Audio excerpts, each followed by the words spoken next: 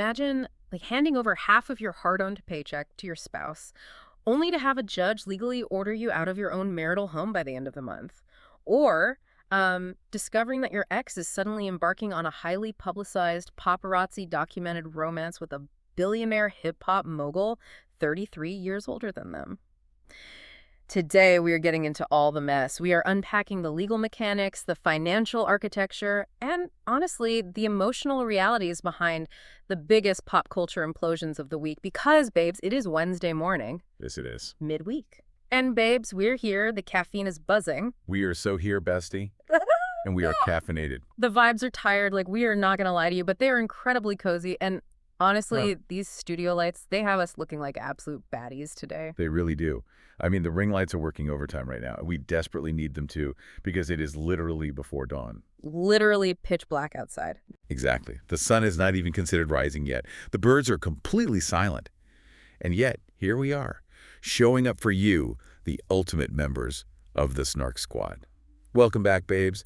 We love you. We love you so much. We hope your week has been amazing so far, and if you are currently in the trenches of your own week, we are about to hand you a shovel and help you dig your way out with some top-tier distraction. We are so glad to have you back with us. Because the iced coffees this morning, oh, they are doing their thing. We are activated. I am taking a literal sip right now just to ground myself in this reality. Take this sip. It is the nectar of survival at this hour. Yes, it is the only thing keeping the gears turning right now. And, you know, speaking of gears turning, we have been thinking about something. And we seriously need your opinion on this, babes. Yes, we desperately need the feedback. Right. So, you know how we do our thing. We live for the reality television drama. Yeah. We dissect it. We analyze the PR moves. We completely unpack the psychology. But what if we expanded the delusion? Oh my gosh, I have been vibrating with excitement over this idea. Like, my whole body is buzzing. What if we did a second daily recap? Second one. Like, yes, we absolutely love our daily gossip recap, The Housewives, Bravo, TLC, all our messy reality favorites. That is our foundational text. We live and breathe it. It is the bedrock of our society. Exactly. But, babes, there is so much more mess out there in the world. So much more. The landscape is just vast. Like, I am looking at the timeline right now, and the amount of non-reality mess that is completely monopolized the cultural conversation is staggering. Staggering. It is everywhere. I mean, we were talking about Taylor Swift's PR machinery, Kim Kardashian's corporate maneuvering, the absolute socio-political chaos of the royal family. The royals? Right. It feels like we are leaving money on the table by not unpacking this elite level of Hollywood delusion. I am getting so emotional just thinking about the possibilities. We could call it celebrity sighting. Celebrity sighting. I do like the branding. How iconic is that? I am obsessed. I'm hyping this up in my spirit right now. A whole separate, dedicated moment just for the Hollywood chaos. Analytically, let's weigh the logistics of this. Is the concept iconic? Yes, undoubtedly. Period. Is it potentially too much content? Also yes. Wait, no, don't say that. I am just being realistic, bestie. Do we actually have the bandwidth for this? My Google Calendar literally sent me an automated warning when you pitched that. Oh my gosh, your calendar is a hater. It is a realist. Yeah. But the mess calls to us. Yeah. It really is a siren song. We have to really think about it. You guys need to let us know if you are ready for that level of daily commitment from us. Because our reality today, like today, we are booked and busy. Booked and busy. The struggle is palpable in this room right now. Like, you can feel it in the air. We are fully strapped in for a full workday. And let me just put this out into the universe, going from a luxurious half-day yesterday to a full, uninterrupted workday today. It is a crime. In the middle of the week. It feels like a violation of the Geneva Conventions. It is cruel and unusual punishment. Like, babes, we are going into the dental field today. Yes, we are. We are going to be staring at teeth, analyzing x-rays, and acting like we are completely functioning members of society. It is a massive performance. The sheer whiplash of going from a half day of freedom where you can actually see the sun to a full day of literal mouths. The cognitive dissonance is so real. The absolute delusion of us sitting here before dawn thinking we're actually going to be mentally present and productive today while staring at molars. Sure. I mean, my mind's going to be forensically dissecting Bravo dating timelines while I'm looking at bicuspids. It's an unavoidable occupational hazard at this point. But wait, the delusion does not stop at the dental chair because, babes, right after this recording, before we even look at a single tooth, Say it. We are going to Pilates. Yes, Yeah. we said it out loud, which means we legally have to do it now. The caffeine has us feeling incredibly ambitious. I don't know who we think we are right now, but we are mustering the strength. We are finding it deep within. Because we deeply miss being Pilates girls. We bought the matching sets, the grip socks are ready. We need to justify the financial investment of the aesthetic. We really do. We spent too much money to not go. And a massive emotional shout out to our girl Tiny for letting us use her gym. We love you, Tiny. Babes, we love you. You are saving our glutes, our sanity, and our entire morning routine. Truly a foundational pillar of our lives.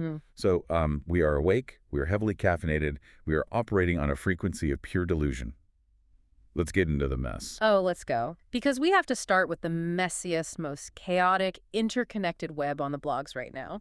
The Bravo universe. Yes. The Summer House cast is spiraling in real time, and we have to unpack the psychology of what is happening. This 3-month illusion of the perfect partner doesn't just ruin dating timelines, bestie.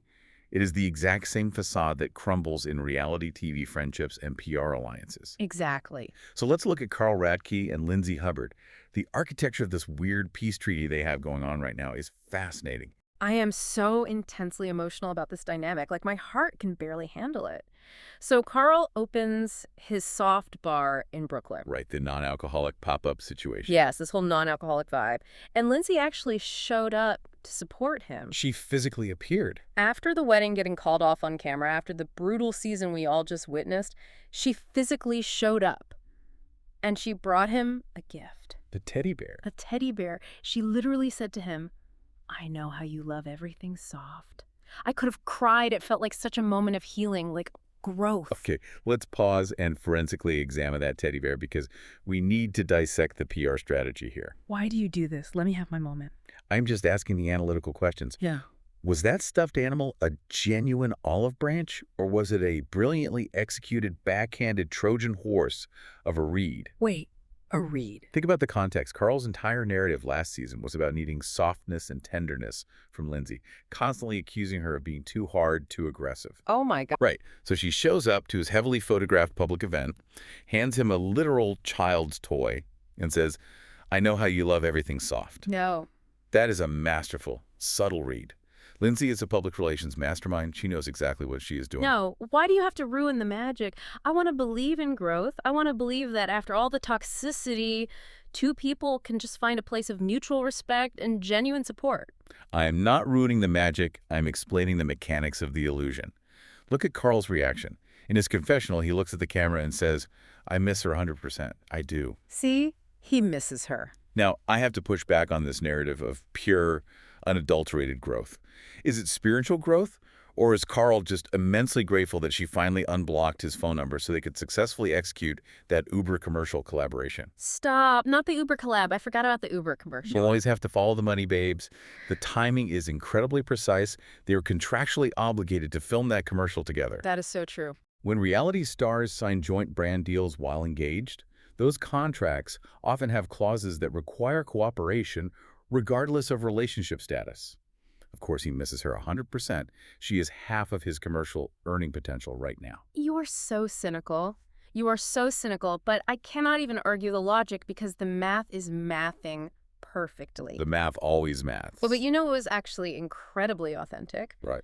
Lindsay's confessional, where she said she was going to go to Brooklyn to support him in his $25 fruit drinks, even though she would heavily prefer her juices to have alcohol in them. I felt that in my soul. I felt it so deeply.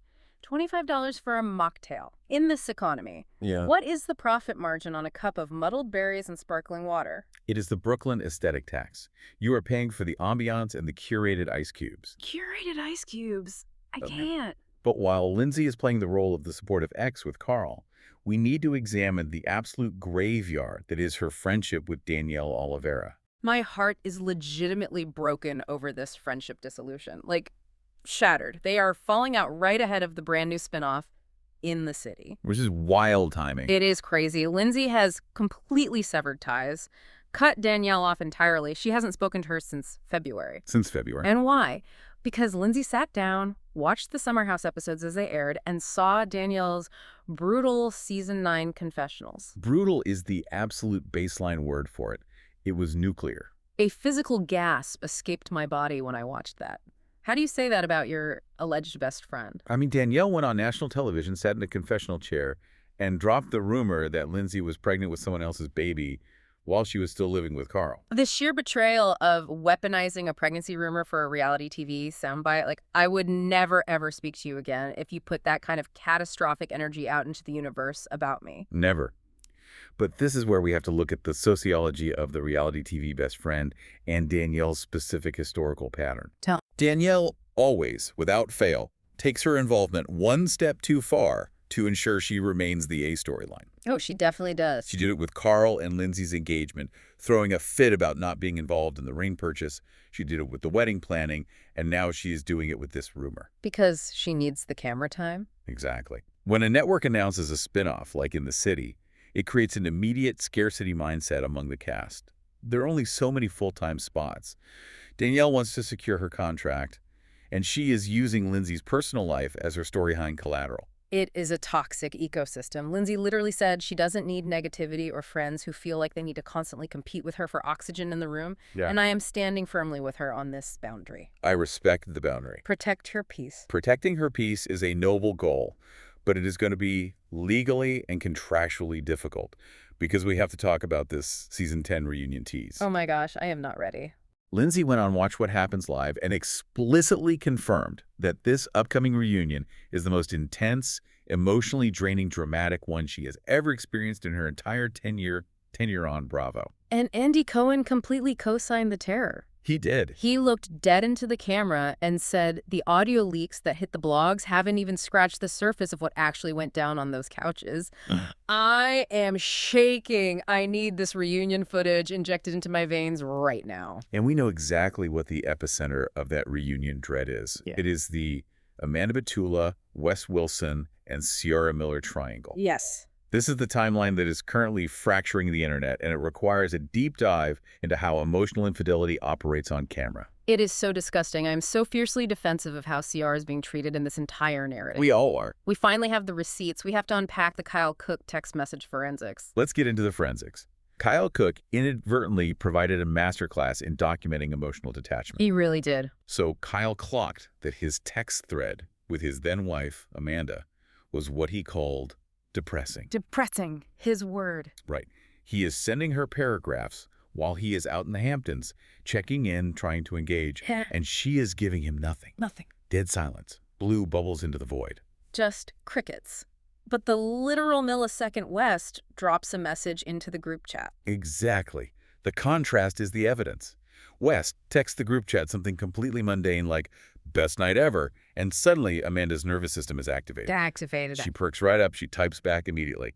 Kyle literally said on camera, that's what it took to give her a little FOMO. The blatant disrespect, like the blatant disrespect of ignoring your husband to immediately validate another man in a group setting. It is loud. The silence is loud. It is wild. Amanda and Kyle announced their divorce to the public in January, and Amanda and West are desperately trying to claim that things only got serious between them in February. Which is an insult to our intelligence. We were not born yesterday.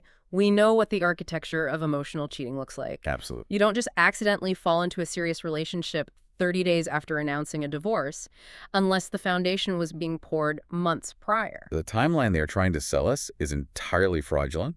Defies basic human psychology. And who is catching the stray bullets for this PR mess? Ciara. Ciara. I am ready to go to war for Ciara Miller. Like, I will put on armor. She did an incredible interview with Glamour where she popped off, and she was so incredibly articulate and justified. She is brilliant. Fans are literally in her comments blaming her for having bad taste in men. Like, it is somehow a moral failing on her part. It is ridiculous. She has technically only dated 2 people publicly in her entire time on the show, and she made the most brilliant, valid point ever. She said men present themselves as one specific curated persona for the first 3 months, and then they completely drop the mask. It is the 3-month free trial of a good personality. It is a known psychological phenomenon in dating. The representative shows up, does all the right things, mirrors your values, and the minute the invisible contract of exclusivity is signed, the trial is over. The free trial expires, and you are locked into an auto-renewing subscription of absolute misery. Misery. Why is the internet coming for a stunning, successful woman when these men are the ones executing calculated deception? Thank you. West was doing the absolute most to lock Ciara down, love-bombing her on camera, only to pivot to her best friend's married friend behind the scenes. The betrayal. The optics are atrocious, and it highlights this deeply ingrained misogyny where we hold women accountable for the deceptive actions of the men they date. It is nasty, nasty work. And it just proves that the illusion of the perfect partner is the most dangerous reality TV trope of all. It really is. Which brings us to the actual legally binding marriages that are crumbling under the weight of that same illusion. The transition from the dating facade to the marital collapse. Yeah. Let's examine the reality TV marital curse, starting in Beverly Hills with PK and Dorit Kemsley. I am shook to my absolute core over this recent PK interview. Like, my jaw was on the floor. Same. He went on a podcast and basically admitted he drove the family bus directly into a brick wall. He actually took accountability, which is something we almost never see from Bravo husbands. Let's analytically break down his exact phrasing because it is loaded with sociological implications. Get down. PK said, "I lit the fire because I put her on the show." He completely acknowledged that their life in Tribeca before the cameras arrived was peaceful and beautiful. Which is wild to hear him admit. Right. And he admitted that he actively pushed her into this hyper-visible, hyper-competitive world purely for money and status. He literally called the reality television news machine toxic and based on trauma. I was actually so shocked by the depth of his vulnerability. He was talking openly about his sobriety journey, how he was emotionally absent from the marriage because he simply did not know how to process or address his own feelings. Yeah, he went deep. How he had lost all respect for himself. Wow, we never see this introspective, raw side of PK. I was almost tearing up listening to him deconstruct his own ego. Okay, let's reel it in before we canonize him, babes. Does me have empathy? You can have empathy, but yes, he sounded incredibly self-aware. But we have to look at the biting sarcasm of his overall takeaway. Oh, true. He says the show is toxic. He admits it systematically destroyed his marriage and his family structure. But then he specifically notes that the only good thing he got from the entire Bravo experience was his beautiful friendship with Mauricio Umansky. Wait. Yes. Wait. Process the irony of that statement. Oh, my gosh. He ruined his marriage. He subjected his family to unimaginable public scrutiny. But hey, he got a really solid bro out of the deal. A bro who, by the way, is also currently navigating a highly publicized, messy divorce from Kyle Richards. I am screaming. It is like the blind leading the blind straight to the divorce attorney's office. Oh my gosh, you are so right. The Mauricio detail is sending me into orbit. It is so absurd. Men will literally torch their entire family structure, traumatize their wives, and burn their privacy to the ground just to find a good golfing buddy who understands their specific brand of midlife crisis. I cannot. It is the ultimate manifestation of boys' club delusion. It really is. I am so mad. I almost feel bad for him. Don't fall for the PR spin, bestie. But if we want to talk about brutal, high-stakes divorces where the financial realities are terrifying, we have to look at Drew Sidora and Ralph Pittman over on The Real Housewives of Atlanta. My heart is bleeding for Drew, like actual physical pain. This legal update is so incredibly brutal. It is dark. The judge totally ignored her claims of potential homelessness and officially ordered her to vacate the marital home by May 31st. Pack your boxes and get out. We have to look at the legal mechanics and the math here, because what is happening in that courtroom is a cautionary tale about asset protection. Unpack it for me because I don't understand how this is legal. So Drew goes to the judge, files an emergency motion, and testifies that she and her son from a previous relationship could literally end up without housing if she is forced out of the marital property. Which is terrifying for a mother. She submits documented text messages, proving an extremely toxic, volatile dynamic with Ralph. But the judge was entirely unmoved. How can a judge look at a mother pleading for housing stability for her child and remain completely unmoved? It feels so cold. Because the court operates on financial disclosures and legal precedent, not emotional pleas. And the financial disclosures in this case are wild. What do you mean? Ralph is allegedly making 3 times her income in the corporate sector. Yet Drew claimed in her own submitted text messages that she gives him half of her Bravo paycheck. Wait, what? I need you to explain that to me right now. Why on earth would she hand over her reality TV income to a man making triple her salary? Exactly. This is the fundamental failure of her financial architecture. In the state of Georgia, which is an equitable distribution state, Assets are not automatically split 50-50. Okay. They're divided fairly based on a judge's discretion, looking at who contributed what. But if Drew took her independent contractor check from Bravo and deposited it into a joint account or used it to subsidize Ralph's lifestyle, she commingled those funds. Oh, no. They become marital property. Who is advising Drew legally? Who has been managing her finances for the last 5 years? Someone needs to be fired. You are making a fraction of what your husband makes. You are subsidizing his life with the money you earned by exposing your trauma on television. And now you are the one being legally evicted from the house while he gets to stay. Her legal and financial advisory team needs to be investigated immediately. I am physically sick over that. It is an absolute injustice. She gave him her hard-earned Bravo money. She documented her life for our entertainment. And now she has to pack up boxes by the end of May while he sits comfortably in the house. Yeah. Ralph was living in the basement for half the marriage, and now he gets the whole estate. Make it make sense. It is the tragic reality of failing to protect your assets. The court does not care about fairness in the emotional sense. It cares about the paper trail. I hate it. It is a stark reminder to everyone listening. Keep your accounts separate, understand your state's marital property laws, and never subsidize your own disenfranchisement. Never. Oh my gosh, I'm so stressed for her. It is stressful. But speaking of absolute marital denial, let's pivot to the ultimate case of cognitive dissonance happening right now on The Real Housewives of Rhode Island. Rula Pontarelli. I was screaming at my television screen, actually physically screaming at the TV. Rula is currently defending her husband, Brian, with a level of psychological denial that belongs in a medical journal. She is going on the press tour, claiming that his cheating, which happened literally during the summer of 2024, by the way, this is not ancient history, actually makes her a stronger person with values. Values. What values are we talking about? The value of being publicly humiliated and thanking the person who did it. She told Us Weekly that because he allegedly repented his sins, her choice to take him back makes her a stronger woman. Delusion. This is a classic ego protection mechanism.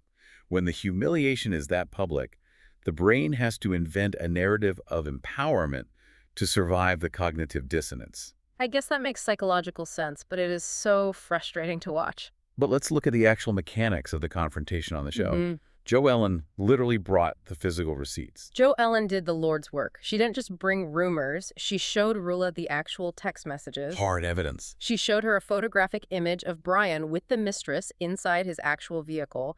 And Rula just sat there, looked at a photograph, and said the texts were fabricated. Fabricated text. Who has the time or the software to fabricate text messages in the Rhode Island social scene? Nobody is doing that. Nobody. And the absolute pinnacle of this absurdity, the moment that truly highlights the power imbalance in that marriage, is Brian's excuse. Oh, the excuse. I cannot. Brian leaves a group event, looks at the cameras, and claims he is going to the hospital for his mom. A medical emergency. Right, a medical emergency. But then he inexplicably drives Rula back to their house to drop her off first before heading to this alleged life or death situation. So shady. The logistics make zero sense. If your mother is in the hospital, you don't play chauffeur first. You go straight to the hospital. Exactly. And then, when he inevitably returns and the entire cast confronts him about the glaring holes in his timeline, what does he do? Nothing. He sits there in absolute stoic silence. He doesn't even attempt to formulate a defense. He just lets Rula do all the frantic mental gymnastics for him. It is infuriating. She is fighting for her life in the trenches of public opinion, sweating, spinning narratives, and he won't even open his mouth to help her. It is so embarrassing. Wake up, Rula. You are on national television. You are protecting a man who won't even speak up to protect you. It is marital Stockholm syndrome. She is guarding the gates of a prison she built for herself. I can't watch it. It makes me too mad. But if you think the older generation has a monopoly on disastrous, messy relationships, let's look at the younger demographic. Okay, yes. The McBead dynasty meltdown. I have never gotten whiplash so fast in my entire life. Stephen McBee Jr. and Allie Eklund were giving us the ultimate, curated, perfect country romance. The aesthetic was flawless. They're supposedly talking marriage, they were inseparable on social media, and then Stagecoach happened. Stagecoach is the Bermuda Triangle for influencers and reality stars. It really is. It is an environment scientifically engineered to destroy relationships. So they go from discussing engagement rings to completely obliterating each other online over a cheating scandal. And the methodology of their fallout is dark. It is so dark. I am so emotional about how quickly a seemingly perfect relationship can implode the second the cameras go down. Yep. Like, Steven goes straight to his Instagram stories, which, by the way, a man taking his emotional grievances to Instagram stories is always a massive red flag. Massive. It's immediate ick. And he publicly accuses Allie of cheating, but then Allie fires back with the actual truth. Allie bypassed the PR statements and brought the nuclear codes. She brought the literal codes. She posts screenshots of Steven having a complete, unhinged, abusive meltdown in her direct messages. He is calling her a hooker. He's calling her a slut. The raw aggression and misogyny are palpable through the screen. It is so incredibly gross. It highlights the exact way these men speak to women behind closed doors the second their fragile egos get bruised. The mask slips immediately. They drop the country gentleman act instantly. And the plot thickens, because this isn't an isolated incident. It's an established behavioral pattern. Wait, really? Yes. Steven's other ex-girlfriend, Kella, steps into the public chat and validates Allie's experience. She confirms his aggressive texting habits. She basically says, yep, this is exactly the terrifying way he operates when he loses control. So they teamed up. Exactly. Yeah. So Steven tried to control the public narrative by labeling Ally a cheater, but his impulsive need for social media validation ended up exposing his own deeply toxic, volatile reality. He completely played himself. Men really need to learn to just put their phones in a drawer, walk into the woods, and go to therapy instead of rapid-firing onto Instagram stories. Honestly, an Instagram story ban for reality TV men under emotional distress would save the court system so much time. It would save everyone so much time. But let's pivot from couples tearing each other apart to the most random, whiplash-inducing romantic updates of the week. Oh, I am ready. The pairings that make you question the fabric of reality. Yes, I lost my actual physical mind when I saw these paparazzi photos. My jaw hit the floor. I still don't believe it's real. Michelle Sané from the Valley photographed holding hands, leaving Nobu Malibu with Dr. Dre. Hip-hop legend and billionaire mogul Dr. Dre. The simulation is visibly glitching right now. Glitching? How does the universe even orchestrate this? How do their paths cross in the wild? It makes no sense. She is a 37-year-old real estate agent starring on a Bravo spinoff about suburban parents, and he is a 61-year-old pioneer of West Coast rap. I am obsessed with the sheer randomness of this pairing. It is extremely random. I want a 10-episode docuseries just about their dinner conversations. What are they talking about? Let's analyze the architecture of this specific paparazzi stroll, because Nobu Malibu is a known pap trap. Oh, definitely. You do not go to Nobu Malibu, park in the front, and slowly walk out hand in hand unless you are intentionally executing a soft launch. You are so right. This was a coordinated PR move. But the absolute comedy of the situation comes from her ex-husband, Jesse Lally's, reaction to the news. Jesse's reaction was everything. Jesse is stopped by photographers, and instead of getting defensive, he handles it with brilliant comedic timing. He points out the generational mathematics. He tells the paparazzi that the first cassette tape he ever bought with his own money in 1988 was an NWA album. 1988 is the exact year Michelle was born. I screamed when I read that. The math is so aggressively shady. Dr. Dre was born in 1965. He is 33 years older than her. He was forming world-changing rap groups while she was in a bassinet. A literal bassinet. But Jesse laughs it off and casually drops the detail that he doesn't even think Michelle listens to rap music. The precision of that shade. Just casually implying to the press that his ex-wife probably thinks Dr. Dre is just a corporate guy who manufactures headphones. I cannot. But I do have to push back on the pure entertainment value of this, because amidst the jokes, Jesse brought up a very valid, serious psychological point regarding co-parenting. Which is so important to remember. They share a 5-year-old daughter, Isabella. Jesse noted to the press that when Michelle dated her last ex-boyfriend, Aaron, little Isabella got incredibly attached to him. Oh, man. She formed a bond, and she had a really tough, confusing time when that relationship abruptly ended. Oh, that breaks my heart. That is the unseen collateral damage of these reality TV dating cycles. It is so tough for a child to understand why a parental figure suddenly vanishes. Exactly. So Jesse is establishing a very public boundary. He is basically saying, go date the billionaire, enjoy the Nobu dinners, secure the bag, but do not introduce this revolving door of men to our child's life unless it is a permanent fixture. Which is completely fair. And I deeply respect that boundary. Michelle is absolutely entitled to live her best life, But she needs to keep Dr. Dre out of the playroom until there is a ring on her finger. Absolutely. Protect the developmental psychology of the babies at all costs. Let them be kids. Exactly. But speaking of protecting people, let's look at another shocking reunion that has my stress levels completely spiking. Taylor, Frankie Paul, and Doug Mason. A crossover from The Secret Lives of Mormon Wives to the canceled, buried season of ABC's The Bachelorette. A collision of two entirely different reality TV ecosystems. I am absolutely stunned by the mechanics of this. So Taylor is currently navigating massive legal and public relations fallout regarding severe domestic violence allegations involving her ex, Dakota. Yes, very serious allegations. It is incredibly dark, serious, and messy, and despite the gravity of all those headlines, she is allegedly reconnecting romantically with Doug, who was the rumored winner of her specific Bachelorette season. The season that ABC completely shelved, canceled, and locked in a vault, never to see the light of day. Yes. And Doug is publicly sticking by her. Of course he is. He posted this whole lengthy, supportive message on his platform saying her moment was blocked, and he is sending her prayers through the storm. And now insiders are leaking to the press that they are trying to make it work in real life. Trying to make it work. Right. I'm just so genuinely shocked that he is still in the picture, voluntarily associating his name with her after all the explosive, damaging headlines. Like, why? See, this is where my PR cynicism peaks. Uh-oh. We have to look at the concept of the halo effect reversed. Is Doug trying to make it work for the pure, unadulterated pursuit of love? Maybe. Is he a knight in shining armor standing by a woman in crisis?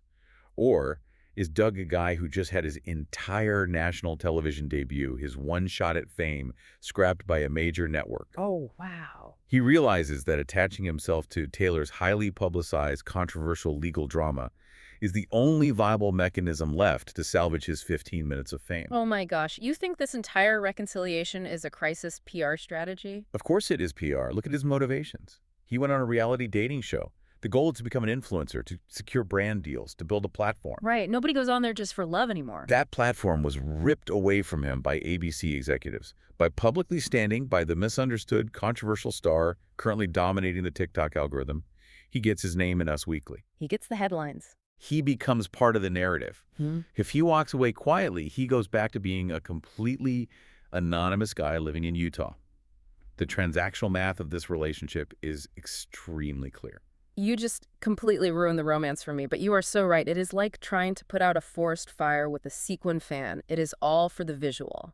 It is a great visual, though. It is always, always about the currency of clout. Clout is the only currency that matters in that ecosystem. But let's move into our next era of the recap. Let's talk about reality stars who are actually taking charge of their narratives. I love this transition. Whether that leads them to a brand new relationship, a stunning legal victory, or a county jail cell. Yes, the alpha energy segment. And we have to start with the undisputed queen herself, Portia Williams. Portia is officially Portia sexual. I love that she coined her own sociological term. It is brilliant self-marketing and narrative control.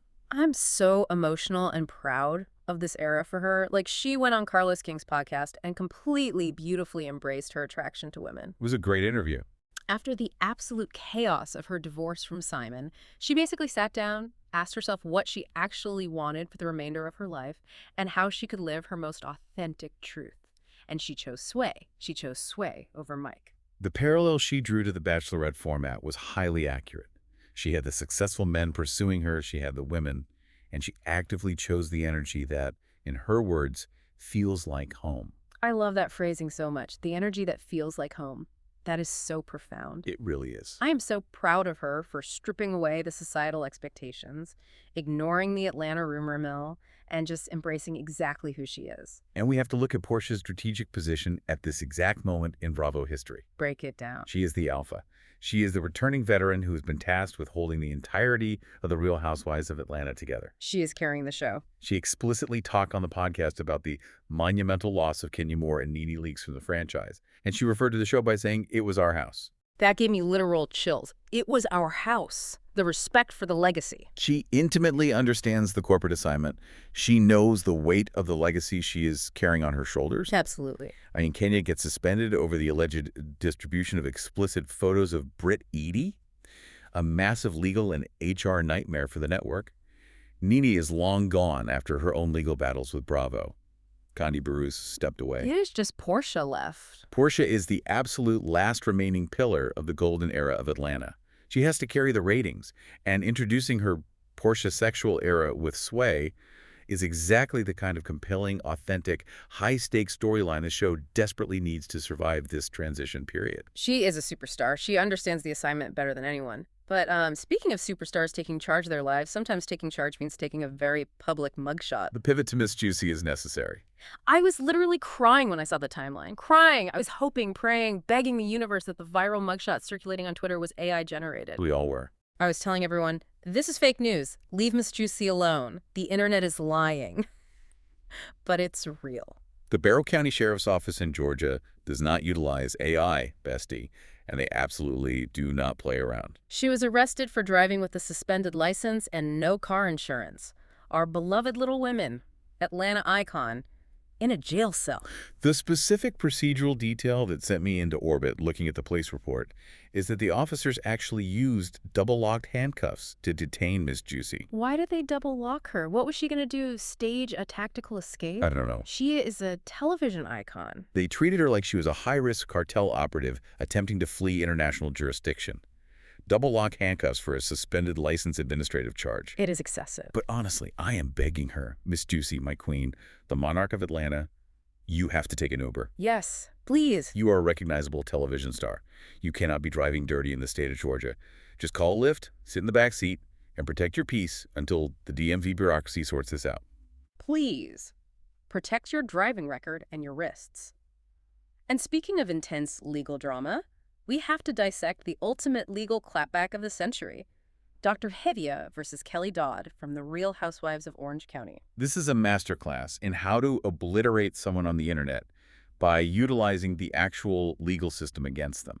It's a counter-PR perfection. I was living for every second of this video. Kelly Dodd has been running her mouth on her podcast, loudly proclaiming she was going to take Divya's money and claiming as a fact that Divya was actively being sued for medical malpractice. Just casually dropping defamatory statements. Just spewing venom and trying to destroy her professional reputation. And Kelly actually attempted to file the legal paperwork to sue Dr. Divya. But the mechanics of a frivolous lawsuit, often referred to as a SLAPP suit, require actual grounds. Yeah. The case went nowhere because it was completely baseless. Exactly. So Dr. Divya, who is a highly educated surgeon, gets on Instagram. And she doesn't just talk, she doesn't just rant on her stories like Stephen McBee. No, she does not. She brings the physical court dockets. She posts a high-quality video systematically dragging Kelly, dropping the actual legal paperwork Kelly tried to file, and highlighting the dismissals. And the mic drop moment. Divya looks directly into the camera lens and says, "Despite the odds, I've actually never lost or even settled a malpractice lawsuit." We're confident. She explained that plastic surgery is statistically the most sued medical specialty in the country, but she has a flawless record. And then she said Kelly still doesn't know how to read legal documents. The clinical precision of that read, "You don't know how to read." She diagnosed Kelly's lack of reading comprehension. I was screaming. But Divya didn't stop at the legal defense. She went straight for the jugular regarding Kelly's own public hypocrisy. Kelly had recently claimed she didn't have time for social media drama because she's too busy raising her daughter. And Divya smiled and said, "I am sure the internet has zero evidence of you embarrassing her very publicly." The ultimate reversals. It was surgical. Divya literally defined the word hypocrisy for her using Kelly's own digital footprint. I am obsessed with Dr. Divya's energy. This is exactly how you handle a reality TV bully. You handle a bully with notarized court documents, a flawless professional record, and impeccable diction. It was a flawless execution of narrative control. Flawless. But let's contrast Kelly's fake, failed lawsuit with a very real, very active, and highly jurisdictional legal situation. Let's look at Huda Mustafa from Love Island, USA. The layers of drama here. Okay, so Huda is currently dating Louis Russell. Louis has a baby mama named Nicole. Right. Nicole went to the courts and filed an actual restraining order against Huda back in March because Nicole claims Huda broke into her apartment building and physically threatened both her and her child. Which is incredibly dark, and we have to treat the legal mechanics of that seriously. A judge looked at the preliminary evidence and granted the temporary 100-yard restraining order. Okay, yes. But here is the messy procedural part of the law. You actually have to physically serve the person the legal paperwork for the order to be fully enforced and proceed to a long-term hearing. And Huda is allegedly executing a massive operation to evade the process servers. Nicole's legal team is stating on the record that Huda is having the security guards at her gated North Carolina condo turn the process servers away at the gate. She is basically under siege. She is literally hiding inside her condo like a fugitive. And Huda's public relations representative issues a statement claiming she is absolutely not evading legal service. She is simply out of the house working on music for her upcoming release. Making music. You are dodging a court-mandated process server to drop a SoundCloud single. A SoundCloud single. I am gasping for air. The absolute delusion of thinking a studio session overrides a judge's order. It is the ultimate reality star defense. I cannot accept these legal documents, Your Honor. I am currently in the vocal booth laying down ad-libs. It is so deeply unserious while being an incredibly serious legal matter. What Huda doesn't understand is the concept of substituted service. What is that? If you hide in your gated community long enough, the judge will eventually just allow the servers to publish the notice in a local newspaper or leave it with a security guard, and the case will proceed against you anyway. So she can't hide forever. Hiding only delays the inevitable and aggravates the judge. Louis is publicly claiming Nicole is weaponizing the child. Nicole is claiming Huda is a physical danger. It is a highly toxic soup of allegations, and Huda legitimately thinks a mixtape is going to serve as her legal shield. I cannot with the thought process of these people. It defies all logic. All logic. Which brings us to our final discussion of the morning, bringing it all back to our current state of existence. Yes, because we thought we were delusional this morning. We really did. We sat here sipping our iced coffees, thinking that complaining about our full workday and our Pilates schedule was a legitimate struggle. But wait until you analyze how Brittany Cartwright woke up. I am gagging. I am physically, viscerally gagging just thinking about the sensory details of this story. We have to talk about her motherhood unplugged moment. Brittany is currently doing the podcast promo circuit, right? Yeah. She goes on the Are You OK podcast to discuss her life post-separation from Jax Taylor. Right. And she decides to reveal a highly specific story about her 5-year-old son, Cruz. Cruz is autistic and nonverbal, which Brittany has been very open, candid, and beautiful about sharing. He likes to co-sleep with her, which is super common. Very common. And he pooped in his diaper in the middle of the night and woke her up by rubbing it all over her face. Let me give you the literal direct quote she used on the public broadcast. A feces facial. I am dying. I am literally passing away. Imagine the sheer panic. She woke up to the smell, realized it was heavily on his hands, smeared on her face, ground into the bed sheets. At 3 in the morning. Oh, literal nightmare. She had to wrangle him into the bathtub, put herself in the shower, strip the bedding, sanitize the mattress. My heart goes out to her. I empathize so deeply with the exhaustion of that nightmare, but oh my gosh. Analytically speaking, and with all the snark in my heart balanced with genuine empathy, I deeply appreciate Brittany's extreme candidness. I really do. It is very real. It normalizes the chaotic, unglamorous reality of special needs parenting. It makes other mothers feel less alone in their struggles. However, some things just need to stay entirely off the internet. Yes. Some things are strictly for the encrypted group chat only. Only. You do not need to broadcast every bodily fluid incident to the global public. Think about the PR and the digital footprint of this. Tying your personal brand, forever searchable on Google, to the phrase feces facial is a choice. A huge choice. It is a remarkably bold choice in the mommy vlogger economy. You have to balance destigmatizing autism with protecting your child's privacy. She casually added that another time he had a severe nosebleed in his sleep and rubbed the blood all over her face to wake her up. She is fighting for her actual life in that bed. It is a nightly battlefield. I love her. I love Cruz. And I think she is doing her absolute best in a tough situation. But if that specific scenario happened to me, the iced coffee would not be enough. The Pilates would not be enough to center me. I would simply evaporate into the atmosphere. I would pack a single bag under the cover of darkness and relocate to a different time zone. Literally. Honestly, analyzing her reality puts our little Wednesday morning complaints into massive perspective. We just have to go look at teeth today. We don't have to illegally divide our assets. We don't have to dodge process servers, and we don't have to scrub anything horrifying off our faces. We are blessed. We are highly favored. We truly are. Well, on that beautifully chaotic, deeply analytical note, we are going to wrap this up. Thank you so much for hanging out and getting messy with us this morning. We literally could not do this without you. We love you so much. Please, please remember to share this recap with a friend. Send it to your group chat. And be sure to rate and review the audio wherever you listen, 5 stars only, or keep the negativity to yourself.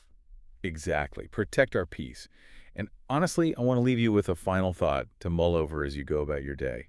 We spent all morning dissecting the PR moves, the legal battles, and the weaponized text messages of these reality stars. But it makes you wonder, in an era where every private moment, every marital flaw, and every personal failure is monetized for a spin-off or a quote, at what point does the currency of clout completely bankrupt the actual human being behind the screen? Wow. Like, we started this before sunrise, complaining about our bandwidth, and somehow we still found the energy to spiral over a 61-year-old rapper and a reality TV teddy bear.